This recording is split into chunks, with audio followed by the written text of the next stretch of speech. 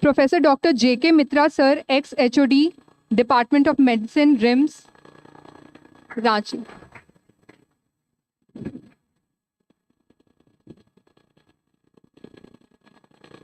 Professor P.K. Singh, sir, ex-HOD, Department of ENT, RIMS.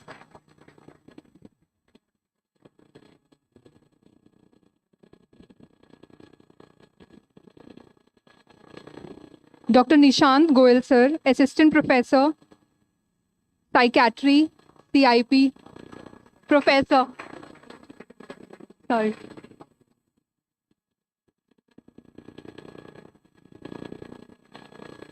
Dr. A. Sumati, ma'am, Principal, cum Associate Dean, R&D, Tribal College, Nursing, YNB University.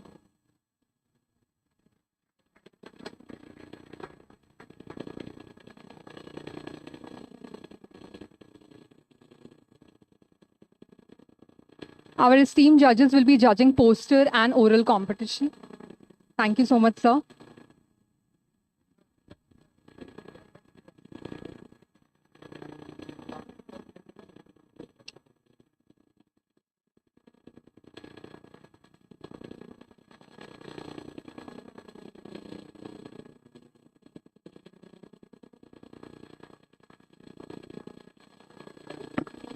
Participants are requested to stand beside their posters.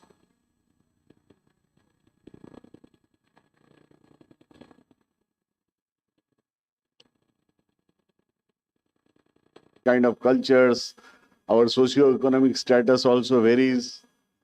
Then there are so many diversities, and amongst all diversities, where this end of life care actually, which has been actually made legal as far as our country is concerned now, and new rules have been passed recently, this year only, how far it is practically feasible as far as our country is concerned. So it's a big question. And today we have got a very good panelist to discuss this issue. For that, Professor M.S. Bhatt, his ex-HOD surgery of our institute. Professor Anil Kumar, his ex-HOD neurosurgery from our institute. Dr. Aftab, he is radiation oncologist, Madam Curie Cancer Hospital, Ranchi. Dr. Tapas Sahu, he is Director of Critical Care, Medanta, Ranchi, and Advocate Nipun Bakshi, Senior Advocate, High Court, and also our advisor as far as our institute, RIMS Ranchi. So we first try to understand what exactly is palliative care, end-of-life care, and terminal care. Euthanasia, we call it, that goes into that terminal care part. But as far as palliative care, we call always where there is a hope.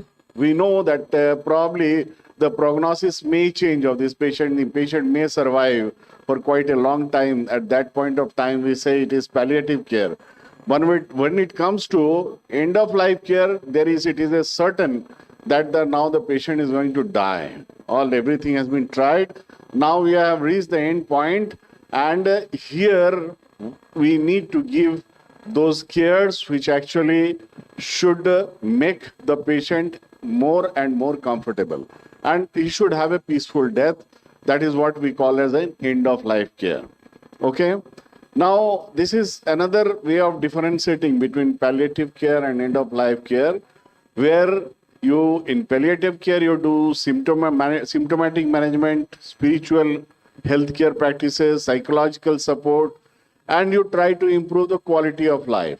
But in end-of-life care, what we do, we go for hospice care and home supports therapy.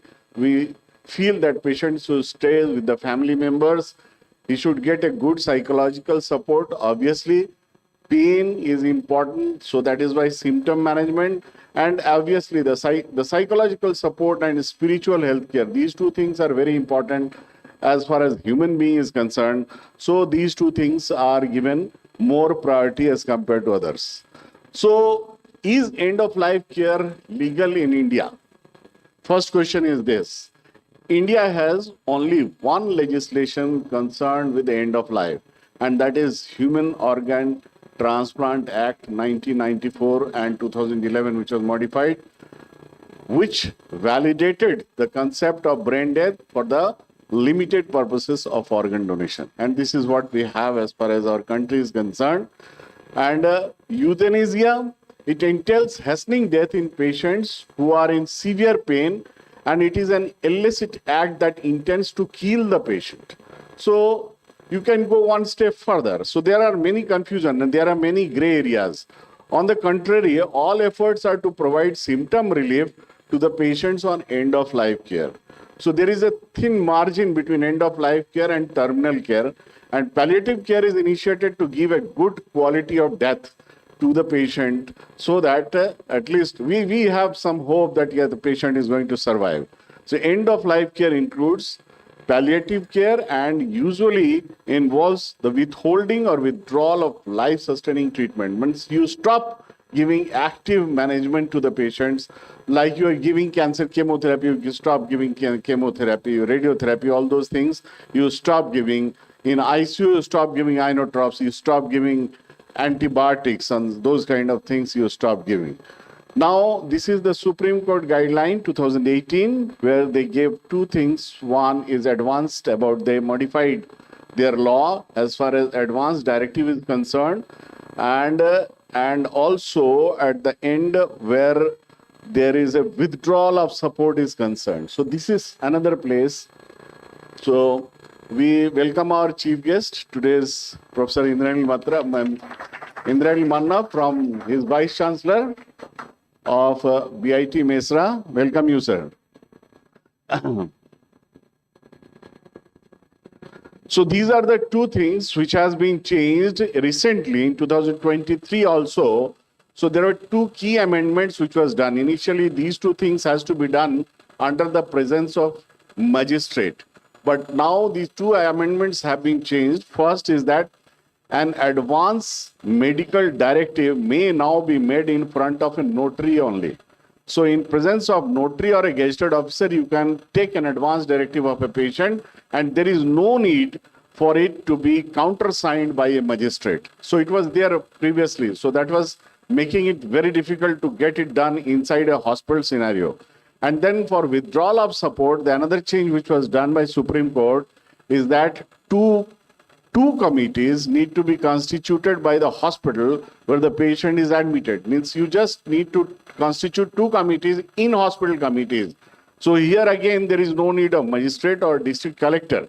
Initially, there was a need of a district collector or magistrate to be there to take the decision of withdrawal of support. So there is no need for a district collector to be involved henceforth. So these are the two key amendments which has been done in 2023, and ICMR has also issued a consensus guideline on do not attempt resuscitation, because it was also not possible in India, but again, it has not been legalized, it has not been passed through court, or there is no decision as far as do not attempt resuscitation is concerned as far as our Supreme Court of India is concerned.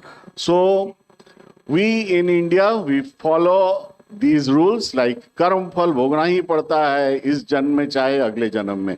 But many people feel that अगले जन्म होते हैं नहीं होते हैं. We have different cultures, we have Hindu, Muslims, but almost everyone have got that feeling that physical pain and ailments are common to good birth, and bad karma leads to bad returns. So karma can bad returns. So karma can explain why people have to go through hard times.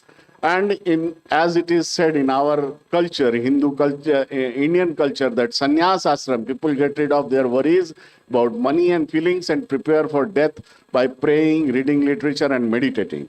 So a dying person can refuse to take drugs, where many people do that. They refuse to take drugs to help them die with a clear head and see pain as a way to get rid of their sins. So this is something which we, as far as our country, we believe. And there is a difference between someone who want to die because they have grown mentally and someone who is in a pain and wants to end an unbearable life. So selfish suicide is morally wrong and will lead to hell. If you do a suicide, you will go to Naraka. And good death shows how to look at death positively and not to fear it. So we take it positively. If your death is coming nearer, we take it positively. So that is our culture as far as our country is concerned. So decisions about approach and treatment should be taken on the basis of actual customs. We are in country, we say, so there is a terminology that is called syncretism. Syncretism means how unity amongst all diversities. So that is called syncretism. So actual customs, opinions, values and attitudes of the individual patient, and not on the basis of predetermined simplistic constructions. So his karma is bad, that is why he is getting a bad death. It is a curse of God, and this is what most of our people feel like that. So my first question goes to what percentage of Indian hospital doctors are following this end-of-life guidelines? I'll ask Dr. Bhatt. Sir, do you have any guidelines? Do you see that in India these things is being followed? Thank you. In fact, I don't know how many hospitals are following this guideline, but I have come across so many situations when the attendant of the patient is put into a dilemma. वो कहते हैं कि अगर आप इसको कहिए तो हम हटा दें. Patient is not surviving, in fact. He is on artificial means only. और वो पेशेंट पर ही छोड़ देता हॉस्पिटल एडमिनिस्ट्रेशन और ट्रीटिंग डॉक्टर, कहिए तो हटा दे. अब वो फेरे में पड़ जाता है, क्या करें. वो देख रहा है कि कुछ तो चल रहा है, कैसे हम कह दें. ऐसी परिस्थिति में कभी कभी यदि मेरा पेशेंट रहा हो तो मुझे भी बुलाया जाता है कि जरा इनको समझा दी. ऐसा सिचुएशन मेरे साथ 2-3 बार हुआ. मैंने साफ कहा कि भाई मैं इनको क्या समझाऊंगा, it is his personal decision. वो समझे, मैं कैसे कह दूं कि आप बताना. वो सेंटिमेंटली, जिसको आपने कहा इमोशनली, उसको लग रहा है कि अभी भी तो ये जिंदा है, हो सकता है जब तक सांस तब तक आस कुछ मिरेकल हो जाए, जिंदा हो जाए. तो that situation is really very bad and it should be avoided. There should be definite guidelines to the hospital when to stop. Doctors सिर्फ बचाना जानते हैं, उनको इसी के लिए ट्रेन किया जाता है, इसी के लिए सारी टीचिंग होती है, और ओथ भी वो लेते हैं कि पेशेंट को बचाना है किसी भी तरह. लेकिन उनको ये भी ज्ञान होना चाहिए, जैसा अभी आपने बहुत बढ़िया एक्सप्लेन किया, उनको डेफिनेटली ये ज्ञान होना चाहिए कि कब स्टॉप भी करना चाहिए, where to stop. Doctor Aftab, आप कुछ बताएंगे? Ready? Sure. So basically, I'm an oncologist. So these kind of situation, what Dr. Bhatt has said, we face it very frequently, and people in ICU also face very frequently. So what we are having, if you ask me whether we are strictly following these guidelines, so I will highly doubt this. So that is why I asked you, do you feel that Indian highly doubt it. circumstances? So Yes. I'll just give few examples. In oncology especially, almost half of the patients who are coming to us, they are very advanced stage where cure is not possible. So as you said in your initial slides, palliative care, we integrate palliative care early in our treatment plans. And certainly when we talk of palliative care, it's about quality of life and sometimes quantity of life also. So in many instances in palliative care, we are aggressive also. We are giving chemotherapy, we are giving targeted therapy, we are giving immunotherapy. And I'll give you one example. When I was a PG student in carcinoma lung, stage 4, the average survival worldwide was just 22 months. It was in 2004. 19 years later, today, in highly selected group of patients of carcinoma lung, that time we were not able to distinguish these carcinoma lung. Now we know there are different type of carcinoma lung. Even if it's adenocarcinoma stage 4. Now we know stage 4 carcinoma breast, they are not all equal. They're all different. 4 types of carcinoma breast, stage 4. So, and now average survival has gone up in many malignancies, including breast, lung, and other malignancies also. So what has changed in palliative care, that we tend to be aggressive many of the times. We give, like carcinoma prostate, stage 4, hormone resistant. There are multiple skeletal mets. Patients are unable to walk due to pain, due to metastasis to bone. So what we do, we give radiation therapy also. So this is one condition. But at the end of all, these patients will end somewhere. And they will be resistant to any modern medicine what we are having today. And at times come when we have to say no to the patient and no to the attendant, very close relatives. So there we take, we explain the situation, clinical situation, keeping in mind the patient, as you said, from where they are coming, from different society, from different spiritual background. So we keep all this in mind and then explain to patient and attendant, look, your disease is not curable. And as far as modern day, treatment is concerned, modern day medicine is concerned, we have tried our best and we don't have much left for you. There starts the end of life care. Then palliative care ends, basically. There starts the end of life care.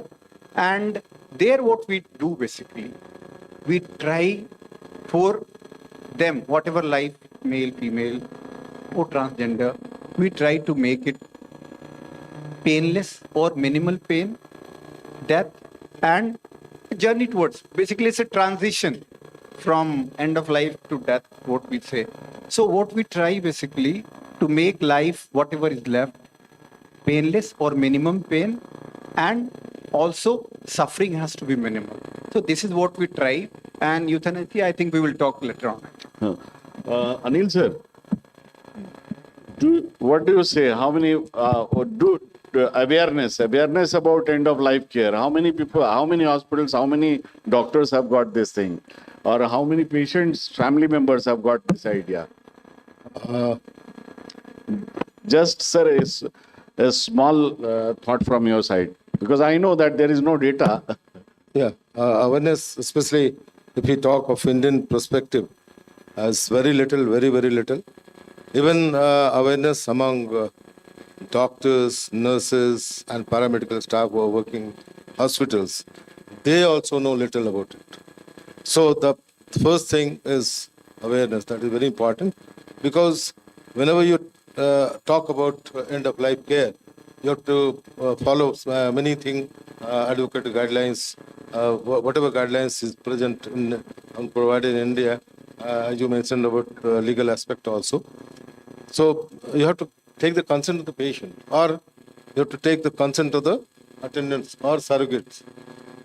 So unless until they are aware, or unless until the doctors and nurses are aware about it, nobody, how can you make them convince, make them aware about and communicate with them that this is the situation and we have to go ahead with this. So you agree that awareness is very low? Very low, very low. And not only awareness, in Indian perspective, I tell you, there are diverse treatment modalities.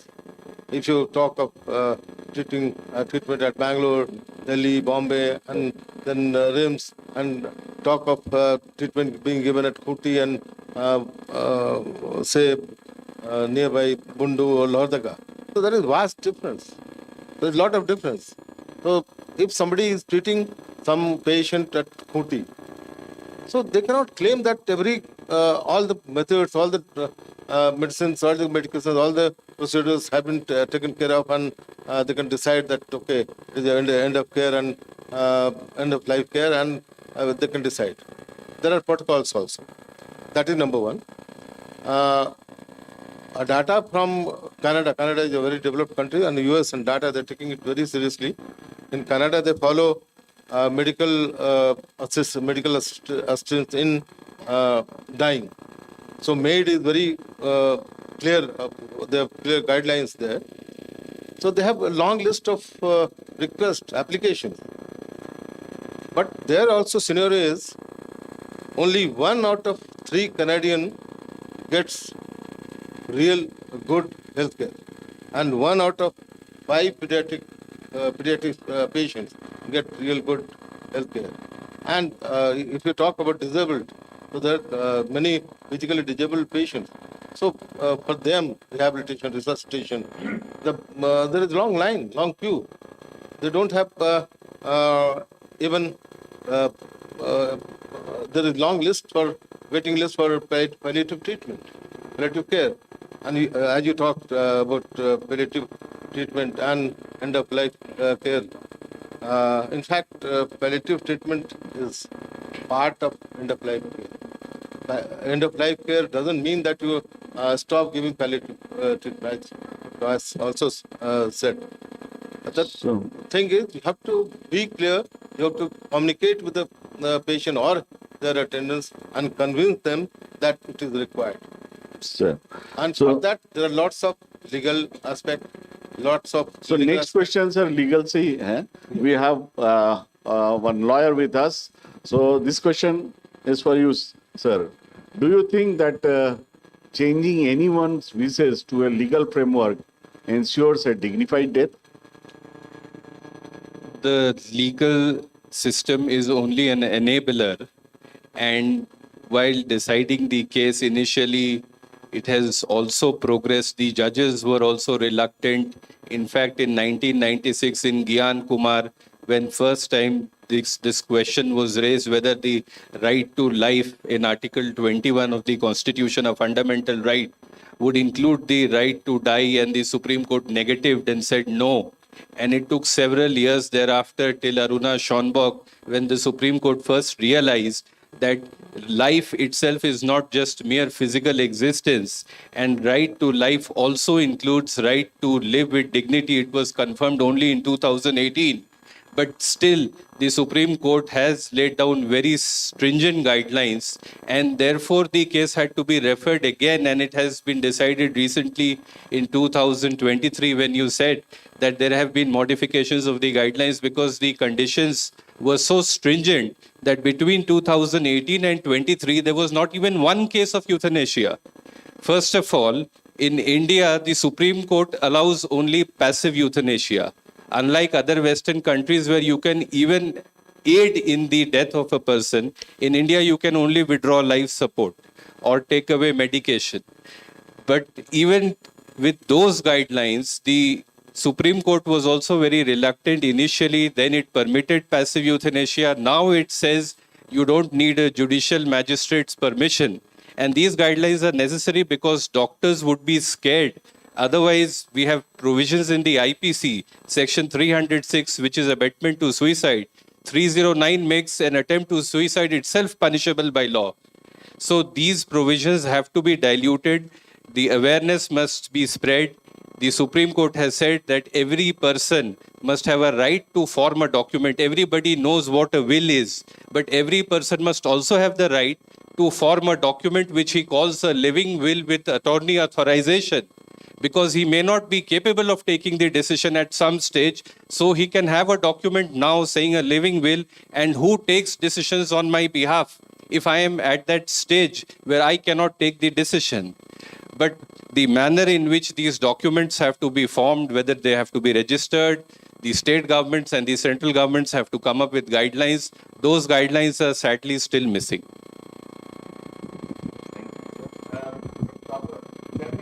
The chance of survival is 0. You are in critical care expert. So it's a difficult question, but I would not repeat the things that my previous speakers have already told. But yes, in the country like India, which is a developing country, we are struggling with the basic resources and the basic healthcare facilities. When we have a team of doctors, it's not a single person, I would say. But yes, if there are capable, able doctor team, who have examined the patient properly and based on their vast experiences over many years of their training as well as their practice. Yes, rather than prolonging the suffering of the patient and keeping the patient in the ICU where the needy patients are not getting the basic facilities, I would say when the organ system is failing, the patient is right now into a irreversible condition, rather than moving around or beating around the bush, rather than we can put our wording like theoretically maybe it is not right, like we can say 100% there is no recovery, but practically yes, we need to say where we have to stop it. We have to pull out the button from the ventilator, otherwise we are increasing the suffering rather than dignifying the death. As sir has already told, there is also a terminology in NEJM that has been published in 2018, that dying in the ICU with dignity. It's not that always we should try to dignify our life in when we are alive, rather than we can also dignify the death by making the the death peaceful, less suffering amid the family surrounding, and also not torturing the patient with all the invasive lines, putting the ventilator and doing the procedures. That's my say. Okay. Dr. Aftab, you are in private hospital. There is an act we all know, that is Right to Health Act. Okay. Now, the patient family doesn't want to withdraw support. On the other hand, they don't have money. What will you do? That becomes really tricky for us. Yes. Yeah. That's So what happens, many of the time we know, as I told earlier also, that patient has reached the terminally ill condition and we don't have any intervention to revert back his clinical conditions, especially in oncology. So it's most commonly it's surgery, radiation or chemotherapy, like these kind of intervention we do in oncology patient. So then it becomes real. And if patient is in ICU, then it becomes more difficult.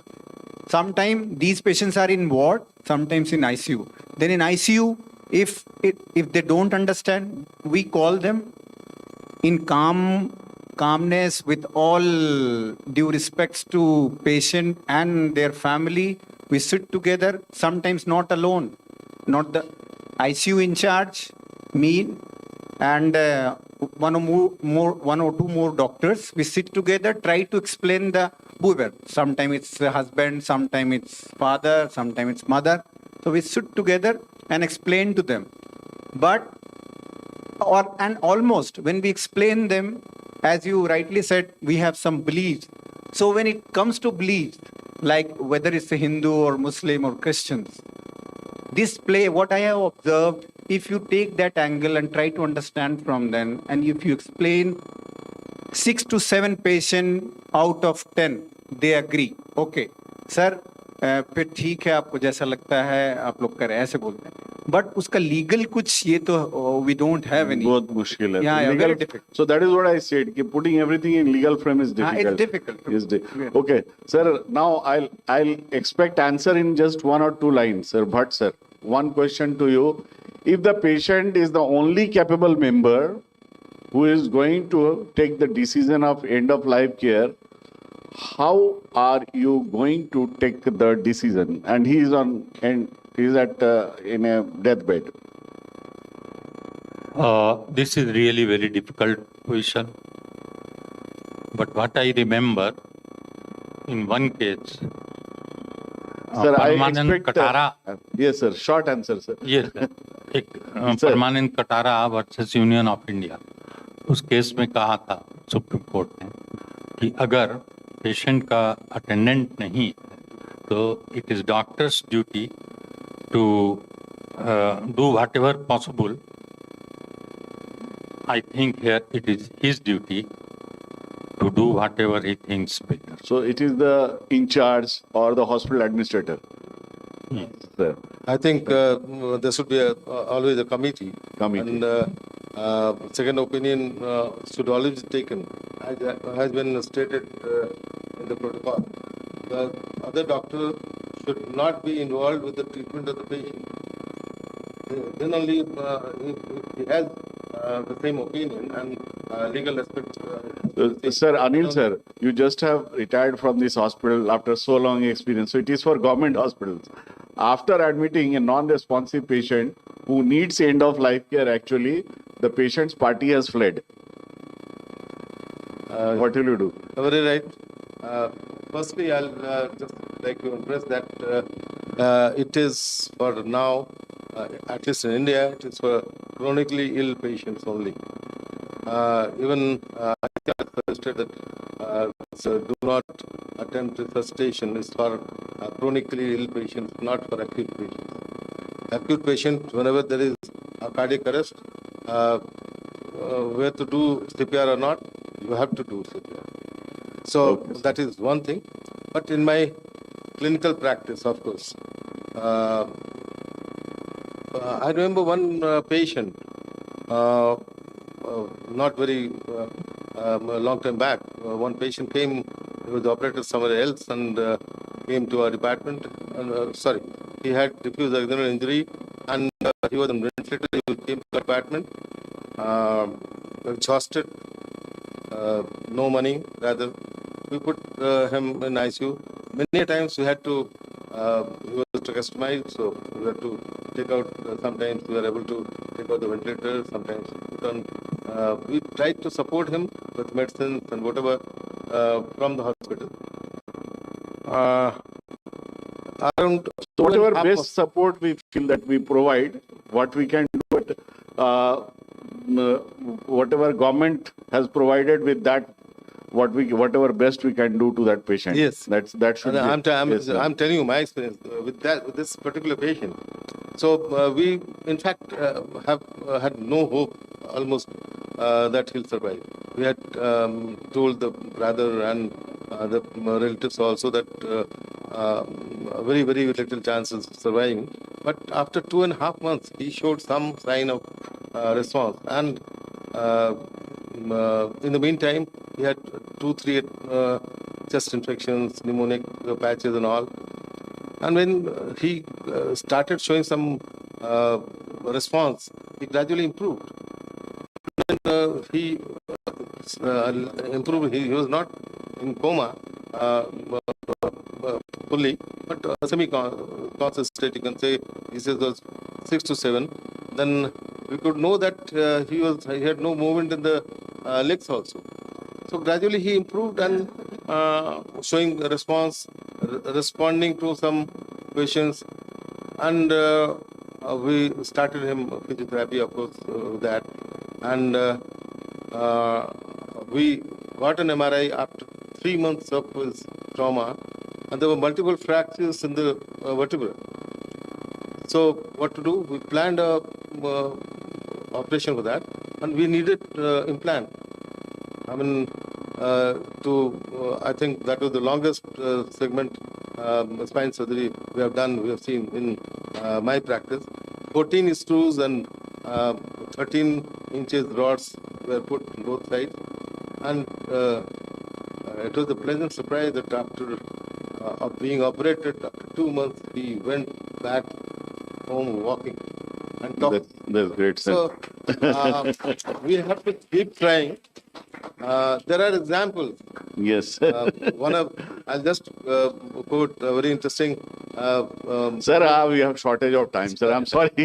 We took a very good example from you. So now 2 questions, one for Dr. Tapas. The first question, I need a short answer. Patient party says, you are the God. Whatever you want, you do. But don't ask me to sign anywhere. Sir, first of all, I would say that I am not God. I don't know about my future. Today night I may have a heart attack. So that has to be clearly mentioned, because they try to keep you in the problematic chair. They will only blame that you are the God, you are the person who will take the decision. That part has to be cleared. And the second point, if you cannot sign, then there has to be a hospital committee who need to be brought into the picture, and they need to make a multidisciplinary team meeting with the family relatives and take the sign, or else take the video recording, audio recording, whatever has been discussed with the family, so that in case there will be any problem, any legal suit, then that has to be shown to the court. Fine. Bakshi ji, patient is a prisoner. patient is a prisoner, has been brought from the jail, and there is no family member, and he needs end of life care. Who will take the decision? Sir, as already said, the Supreme Court guidelines are clear. If the patient is conscious, the patient can take the decision. Otherwise, it has to be not even a family member, any other he cannot person. take a decision. He cannot take a decision. If he cannot take the decision, then the provision is that you have to constitute a primary medical board, then a secondary or review medical board, and then the hospital can do it even without the consent of the patient or the next of kin. Now, even family member is not required. It can be any person who is in charge or guardian. So the relative word has also been removed in the recent guidelines. So it can be done also by informing the person who is in charge of the prison, or even send an information to the court or to his village if possible. And if nothing is possible, the primary medical board and the secondary medical board should suffice, and they can go ahead with the final decision. Thank you, Mr. Bakshi. So I think we had a very good idea as far there are different situations which arises. So we have discussed about that. But now we have got a very important keynote lecture from our chief guest today, Professor Manna, from his Vice-Chancellor of VIT MESRA. So before we leave, I think we'll hear from him what he wants to say as far as medicine and engineering is concerned. He is going to take the podium. And I thank all the panelists for giving their valuable ideas and enlighten us as far as end of life care is concerned. Thank you very much, sir.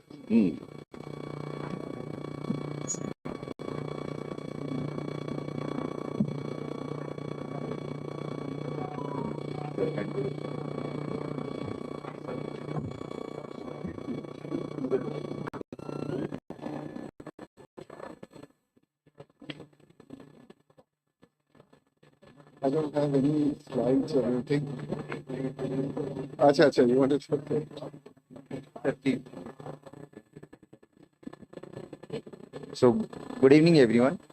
So, Dr. Professor Manna is currently Vice-Chancellor of VIT MESRA Ranchi. He has obtained his BE degree, Bachelor of Engineering degree from Calcutta University in 1983, did MTech from IIT Kanpur, and PhD from IIT Kharagpur in 1990. He is currently JC Bose Fellow of DST and has received many awards and fellowships from various organizations. He has more than 300 publications and has guided more than 30 doctoral theses. He has conducted 35 sponsored projects worth over rupees 25 crore as principal investigator. He is a member of research boards of several industries and serves as an expert in several national level committees. Thank you, sir, and please, sir, and for gracing the occasion, please, sir.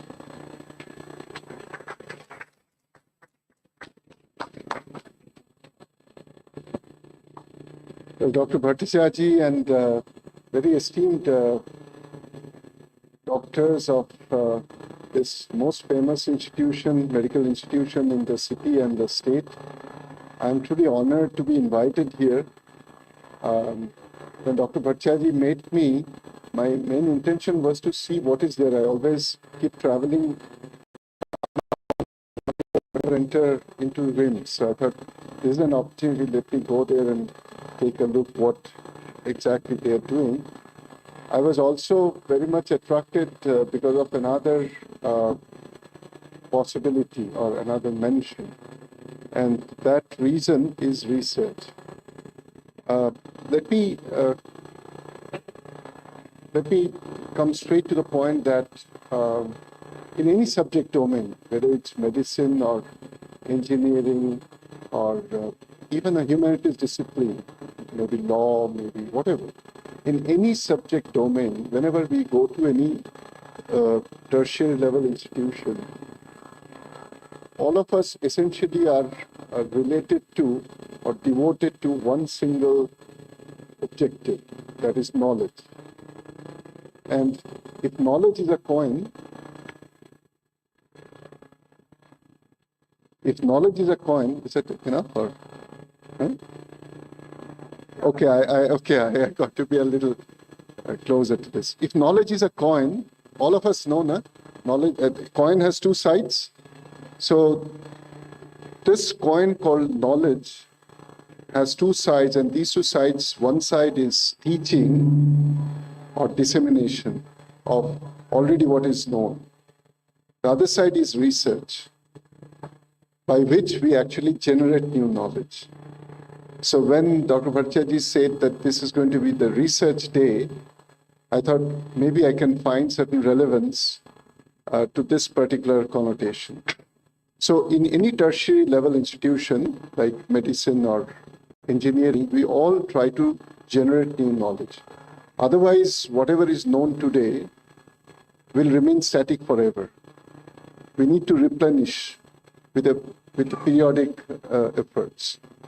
And also research is primarily done not necessarily people of my age, maybe the younger ones much better, because of one single reason, that the younger ones always come with an unbiased mind, and they are more willing to, or they carry more courage and conviction to make mistakes.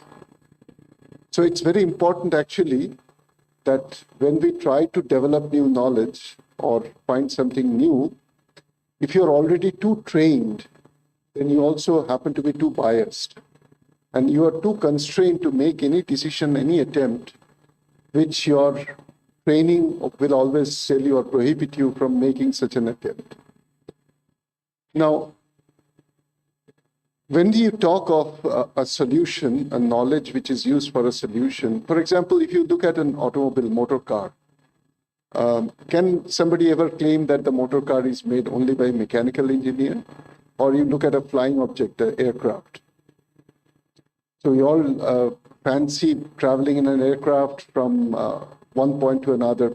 These days, for example, people of my father's generation, unfortunately he's no more, so my father, when he first traveled abroad, he traveled for 31 days to reach from Bombay to Canada. 31 days on ship. So air travel was fairly a fancy thing and not available. Today, in 14 hours, you can reach from Delhi to New York or Delhi to Melbourne. So how is that possible? It's because of the advances in the aircraft technology. Now, who makes an aircraft? Is it only an aeronautical engineer, or maybe only electronics engineers? Or even look at a laptop.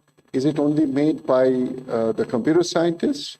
In fact, the computer scientists will have very little to do when actually the device is made.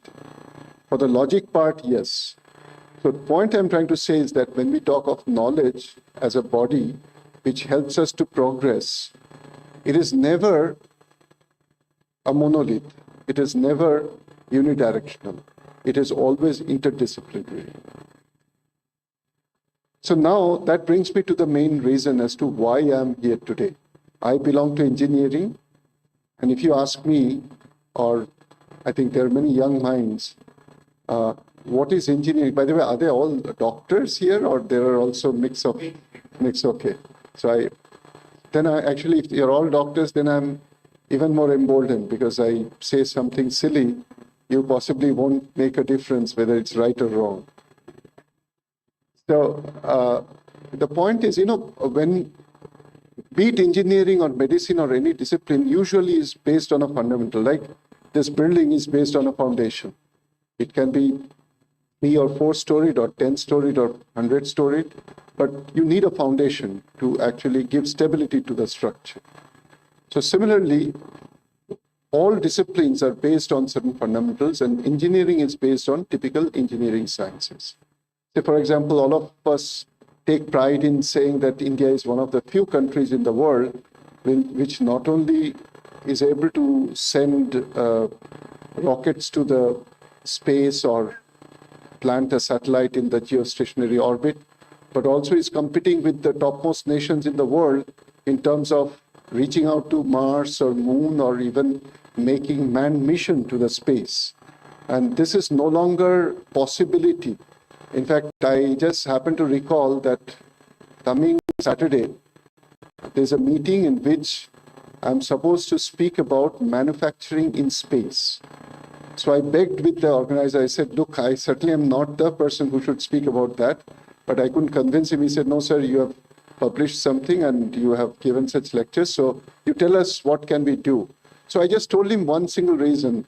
You all are aware that if you take a object and drop it, it's bound to fall on the floor. And we all know it's because of gravity. But it is gravity which tells us the object should fall on the floor. It is the gravity which also gives us clue what it takes to defy it so that I am able to send an object from the Earth's surface to the outer spaces.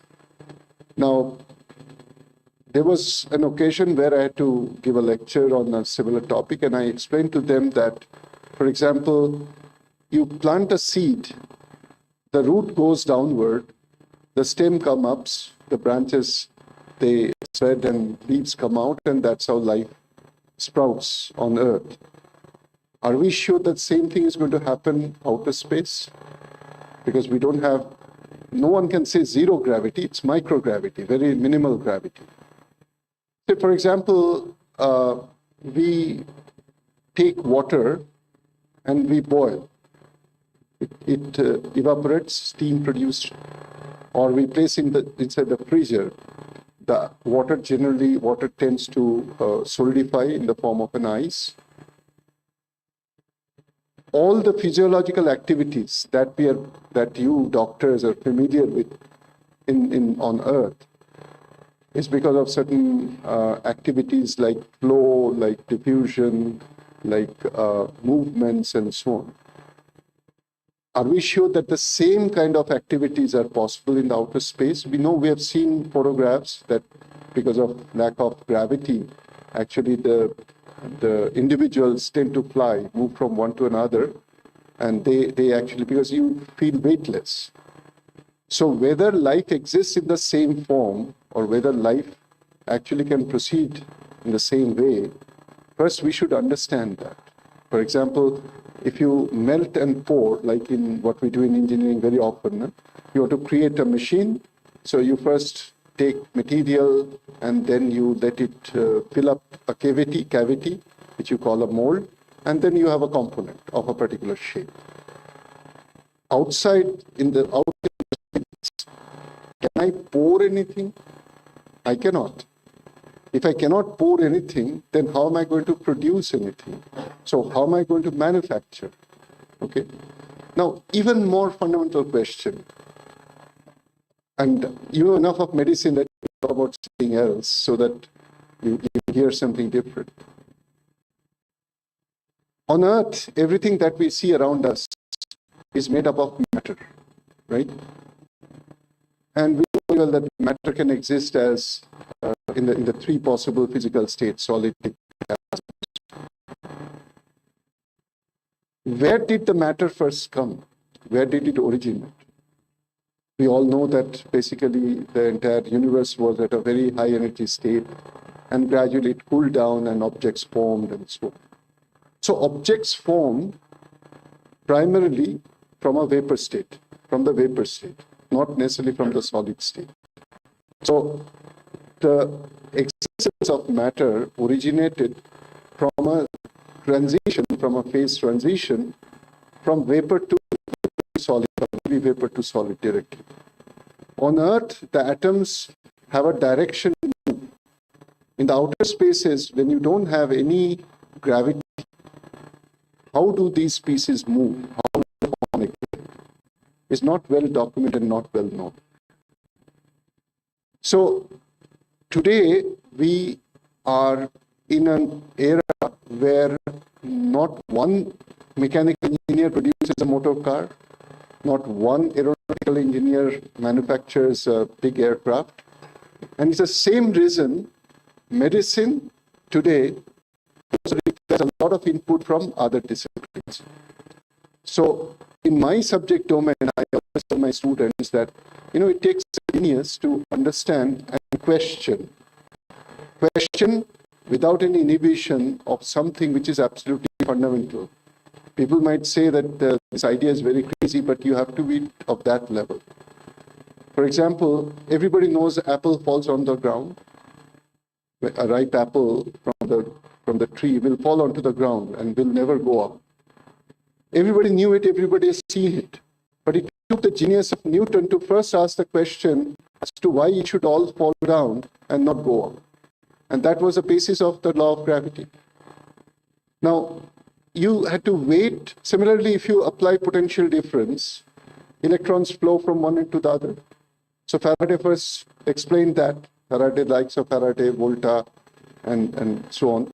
But it took the genius of Edison to first show that if you flow electrons through a conductor, it may start glowing. Then came the creation of the motors.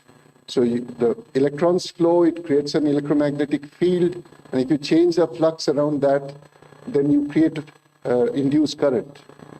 So electromagnetic induction, and then came the induction motors, and so on and so. Basically, what I'm trying to say is that knowledge grows on the fundamentals, which is science, and science has only one single definition: know why.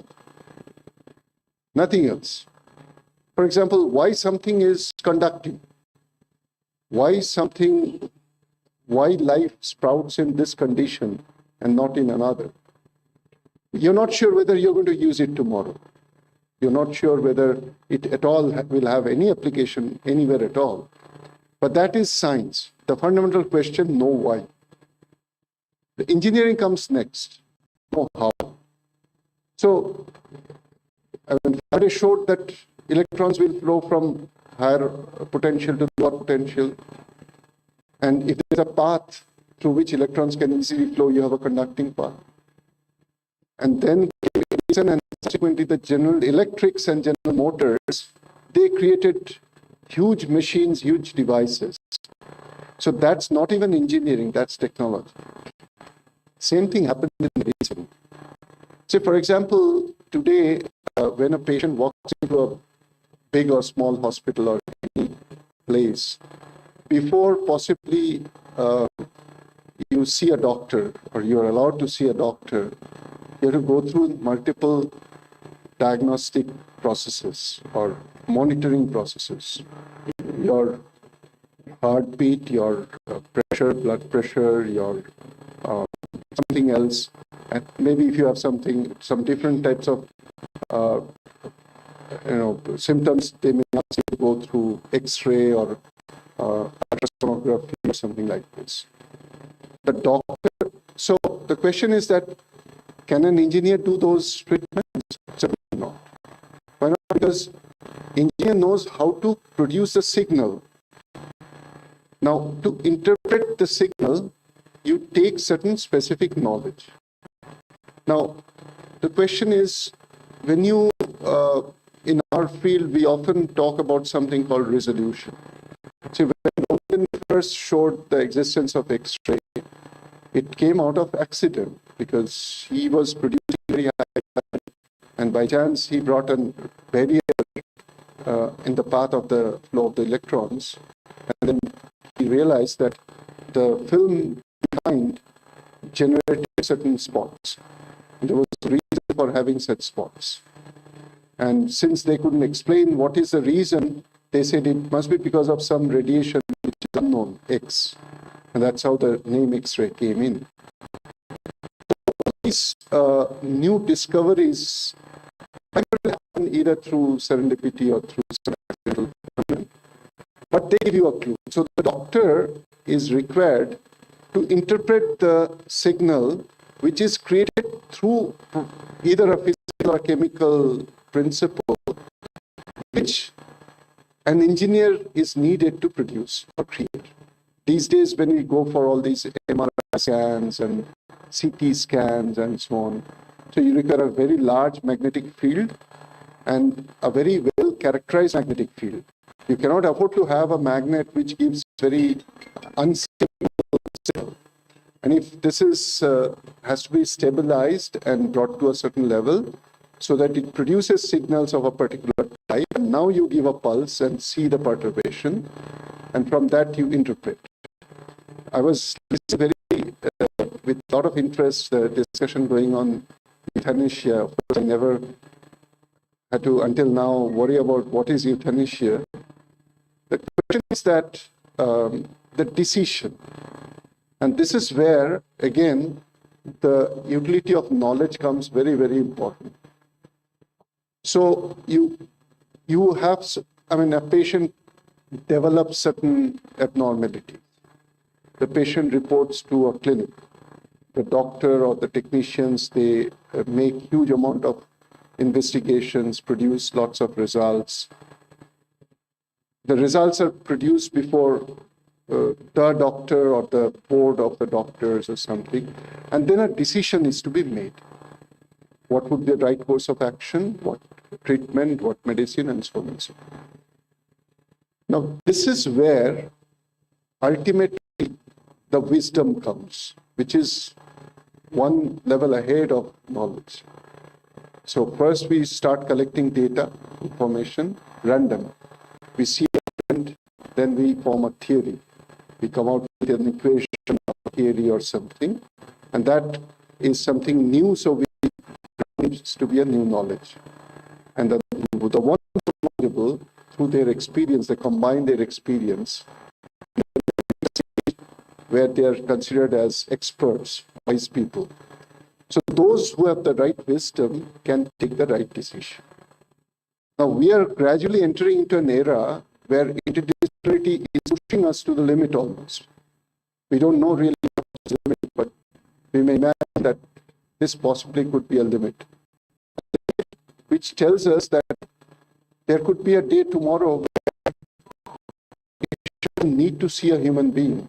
The patient simply subjects himself or herself to certain scrutiny, certain evaluations, and then results are produced. Results are put into a knowledge system. You call it computer or call it a system which actually can arrive at a decision. And then you subject yourself, then you need a surgery. So even the surgery is done by a robot. Now, in all these, while we extol the science, we say that science is progressing, society is moving ahead, we are gradually reaching a stage where there will be zero chance of making a mistake. Because as human beings, driven by emotions, so someday when I'm very much in the right frame of mind, I may make a mistake. Whereas a machine, which is a computer, which is taught to behave in a particular fashion, unless there's a hardware failure, the logic will not fail. So it will always arrive at the decision by virtue of the training we have done. Now, who does the training? We only do the training. We train in a particular way. So a human being can also by itself. We used to believe that that's not possible by the machine. When I was young, somebody once told me that he used to write on top of his head a one-word slogan.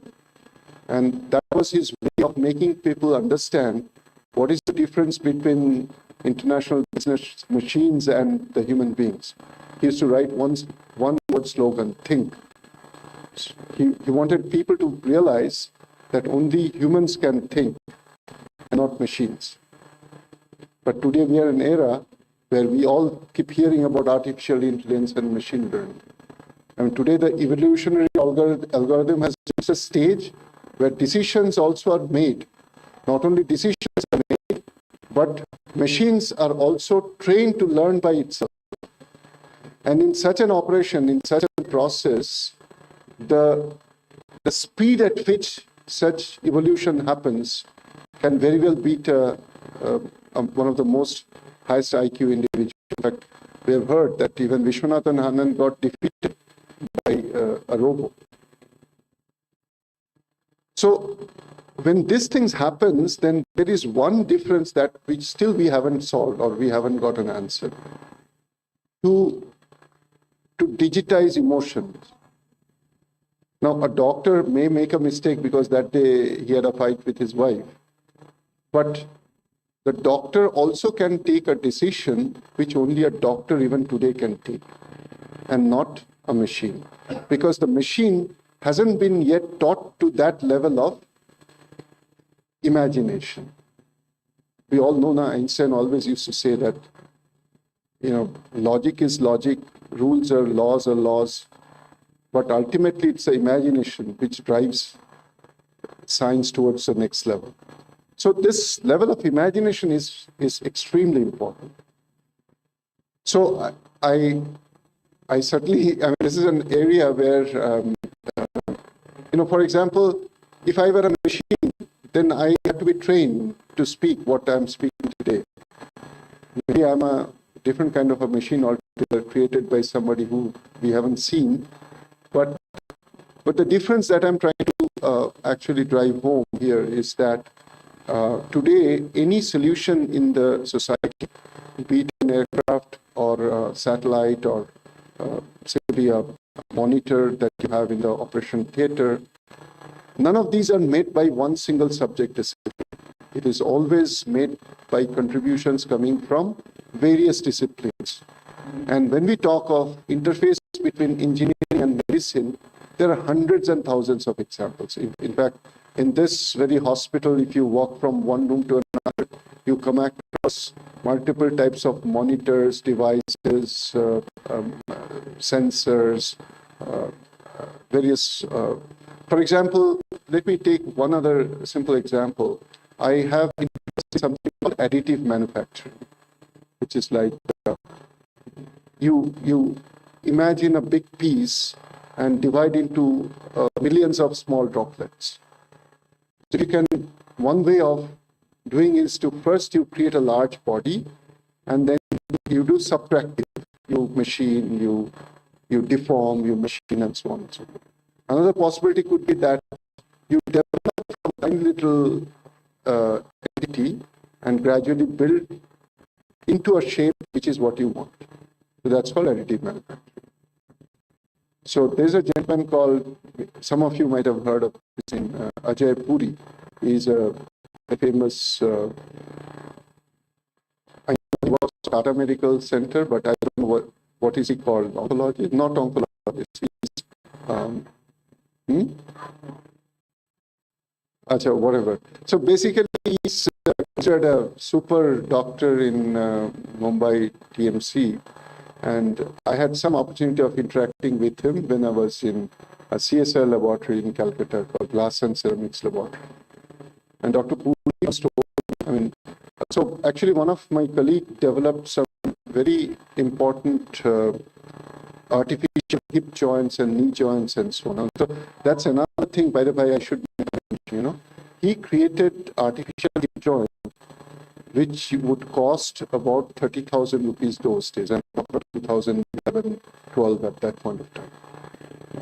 You all know that there are at least two very major multinational companies which sell similar hip joints and knee joints in India. Those days it would cost 1.5 lakhs. Now, this colleague of mine not only produced, he actually transferred the patent and got a company in Calcutta, start manufacturing those. And they were selling in the market at 25,000, 30,000 rupees, 5 times cheaper. Yet, no way he could compete with the might of the multinational companies. That's because of something else other than engineering, medicine, the economics, the social perceptions, and so on. The point I'm trying to make is that Jaipur told me that, Professor Manna, can you create a mechanism where that's the kind of dream that I go to the theater, I the, let's say, the limb of a patient where the bone is very, very seriously damaged because of cancer or maybe some other reason. And unless I open it up, no imaging can give me the exact surface contour of the damaged portion. So I take a picture and I send it to a workshop next door, and the workshop produces, through such additive manufacturing process, the remaining part of the bone, which comes to the patient. And the bone also has to be manufactured such a way that the core has to be metal, but the outer peripheral region has to be hydroxyapatite or one of those biocompatible materials because of better chance of surface integration or integration with the body fluids and so on. Because can create some problem, and moreover, we all know that basic difference is that if one arm is natural bone, the other arm is made of steel, then you can't lift this arm because of density difference. So he said that the core has to be built because even if there is a hammer blow, something may break, not the core of it because it's metal. But the outer rim has to be of certain thickness of ceramic material, very similar to the bone. And this has to be produced. It's not about the diameter of the component. It's about the surface contour, which will match exactly the other eaten part of the bone. Why I thought of this example is because I think this will make things the way we foresee the future of medicine, engineering, and the so-called medical technology is a destiny where the MBBS will have some 4 or 5 subjects, 4 or 5 courses, or maybe more, on materials, on electronics, on mechanics, on fluid flow. Because what a doctor feels, what a doctor sees through a image, or what a doctor senses through a sensor, these all can be refined much closer to the reality only when we are able to quantify all these mass transfer, material transfer, flow transfer, and several other mechanisms. That's something which is humorous task. I'll give you one more example. I also deal with a subject called diffraction. You do X-ray, you use X-ray for radiography, whereas I use X-ray or electron beam for diffraction. And when you do composition analysis, you basically look at the electron transfer between 2 specific quantum states. And the transfer between 2 quantum states. So you have a delta E, and that delta E is fixed. And if you know the fixed delta E, you can find out the emission from such delta E, which is a wavelength or a frequency, which is again fixed. And noting frequency, you can say that this element must be present. You also can say that this element is not only present, is present of this ppm level of this atomic percent and so on. So that's the spectroscopy. If I do the reverse, if I use a particular wavelength of known wavelength, known wavelength, if I make it scatter, and if I see a pattern in the scatter, then I can say that this scattering is due to an aggregate where the individual species like atoms, molecules, or ions must be organized in 3 dimensions in a particular way. And that particular way in our subject we call crystal structure.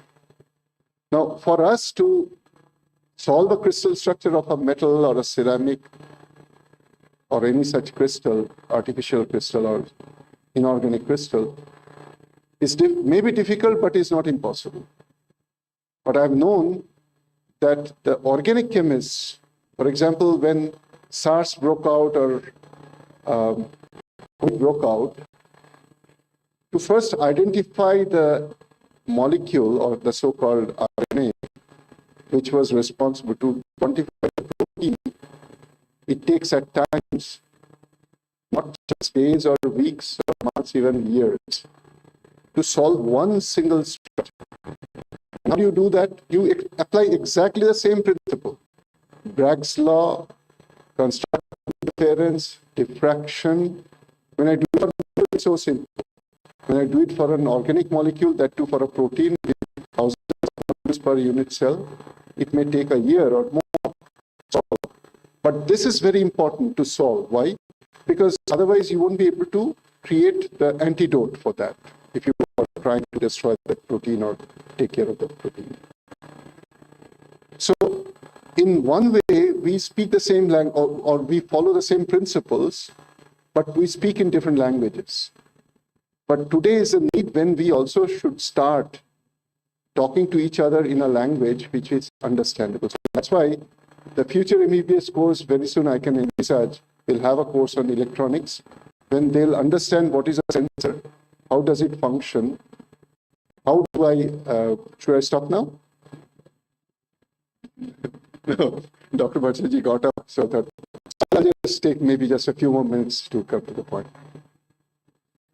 So interdisciplinarity is truly the key for the future of society and humanity. And interdisciplinarity is not necessarily structured. It has to have the possibility of collecting inputs from various directions and disciplines. So for that reason, that's why I said in the beginning that people of our age, we are too opinionated, we are too biased. We hardly can take a decision beyond what we have been taught or learned, what we have learned. Whereas the younger ones, you are actually having that advantage, that you're not afraid to make a mistake. And when you are making tutored mistakes, that means you have an objective and you're going towards that direction, and you make certain trials or attempts which are not trained or known before, you may come up with something which is as fundamental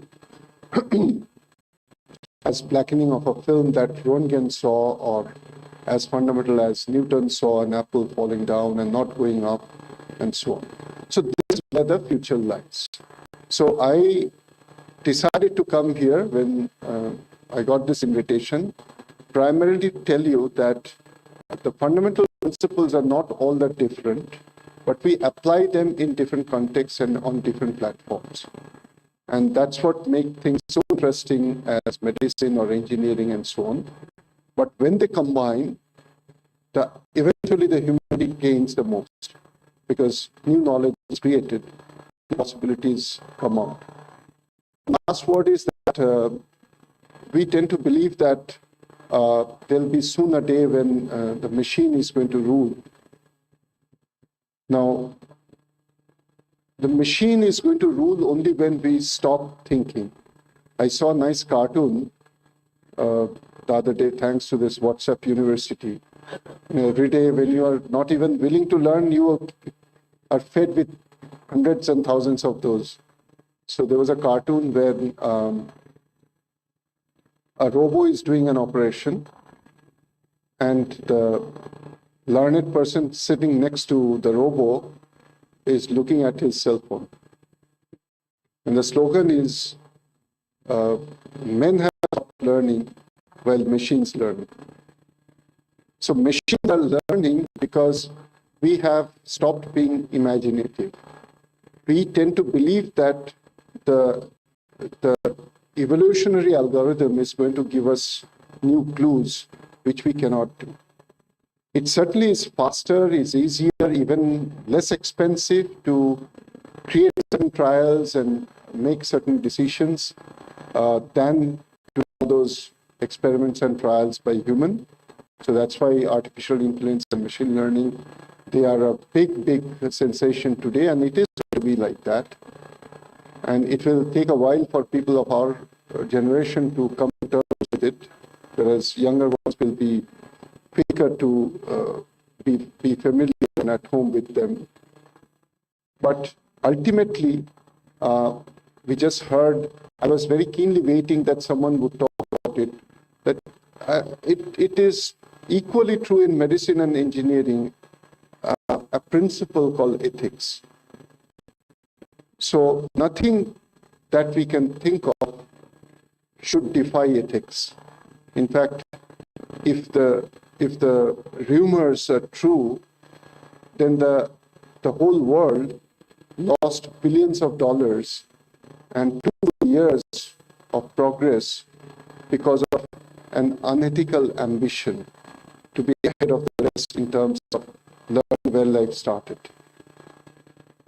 The entire COVID pandemic was probably because of some uh, misdemeanor or, so to say, unethical practice, which led to this kind of a huge disruption in the whole world. So we have to be aware of the ethical issues, and we cannot define ethical issues. But that's not my point. My only point today is that maybe someday, before even it gets into the undergraduate, at postgraduate level, maybe RIMS and VIT MESRA can come together and think of creating a medical technology diploma or even certificate course where we can create a set of professionals who will be better off in creating new devices,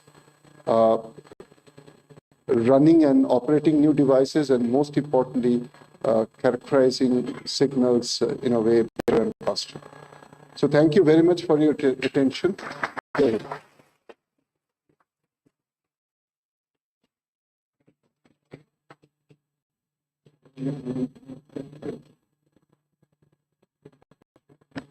Thank you, sir.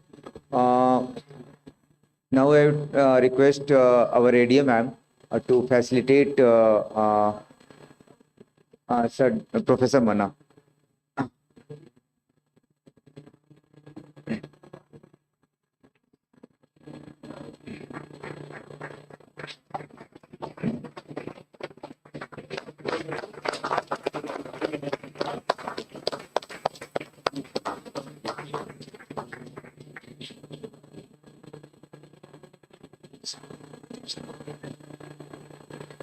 Now I would request Professor Bhattacharya sir to give a token of love from us to again Professor Manna sir.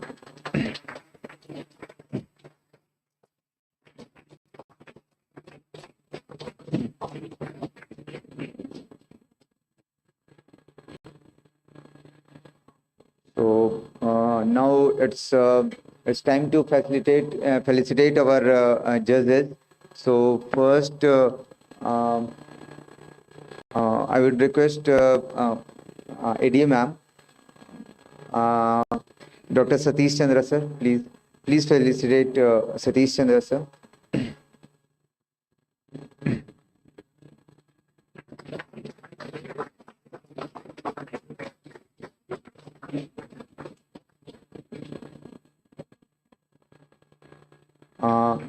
Dr. Mini ma'am. Ma'am.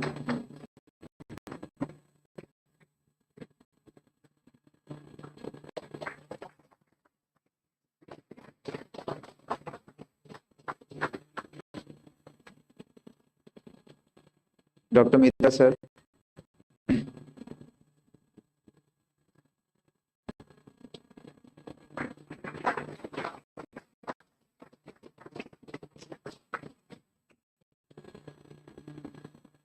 Dr. Sumati ma'am.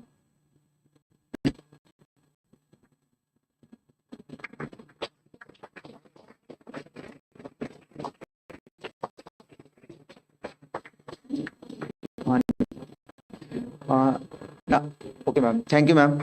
Now I would request Professor Bhattacharya sir to please come and felicitate the panelists. So first, Professor Anil Kumar sir.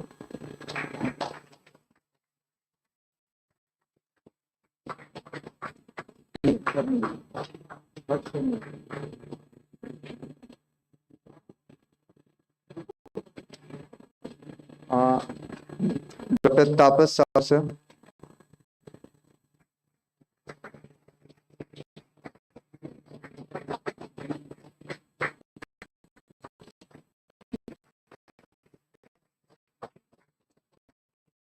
Dr. Aftab Ansari sir.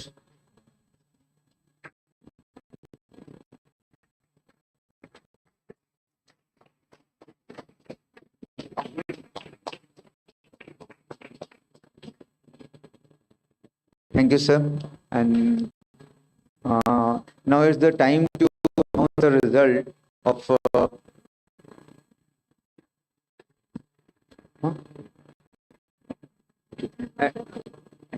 I would request Professor Manna sir to felicitate our moderator of the panel, Dr. Bhattacharya sir.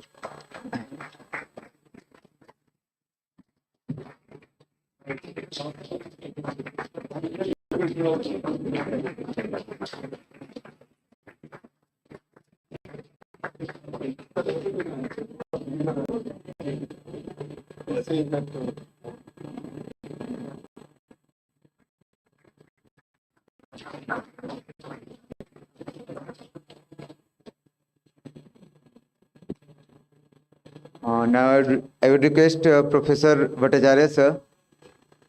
Bhattacharya sir, please come and please give this token of love to our ADM ma'am.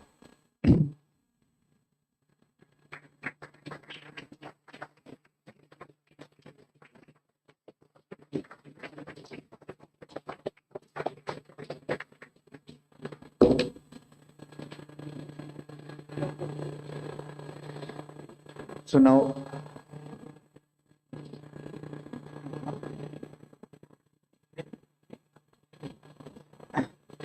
now is the time to announce the result of oral and poster presentation and debate session. So in oral and poster combined, in medical category, amongst the faculty, the first prize goes to, it's the combined prize between, it's a tie between Dr. Partha sir and Dr. Tushar. So the results, the prize will be distributed tomorrow. Amongst the medical category, in PG and PhD students, Dr. Akhilesh Shalendra got the second prize, got the first prize, and amongst the UG, Mr. Rishabh Ras stood first. In dental category,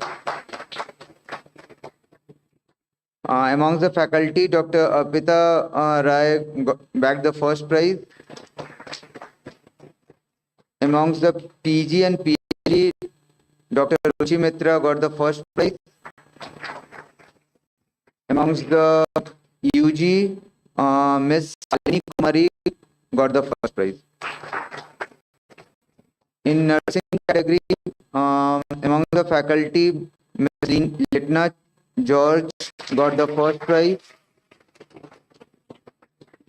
In UG, Ms. Aarti Kumari got the first prize. Then in debate session, Ankita Kumari, Dental UG, Dr. Simpi Amit Mohali, PhD Dental, and Dr. Shao Shamsi. These are the three winners in debate session. Thank you everyone. Thank you everyone for this. For tomorrow, the prizes will be given by Director Sir tomorrow. So everyone should collect near Rajendra Park. In Rajendra Park during Independence Day celebration. Thank you again everyone for witnessing this wonderful Research Day celebration. Thank you. Thanks a lot. वो कब लेना चाय के लिए बोल दीजिए okay हम वो अनाउंसमेंट कर दो चाय वो okay tea has been tea and snack भी है ना tea and snacks has been arranged so please वहां पे वहीं पे snack boxes please select your snack boxes from there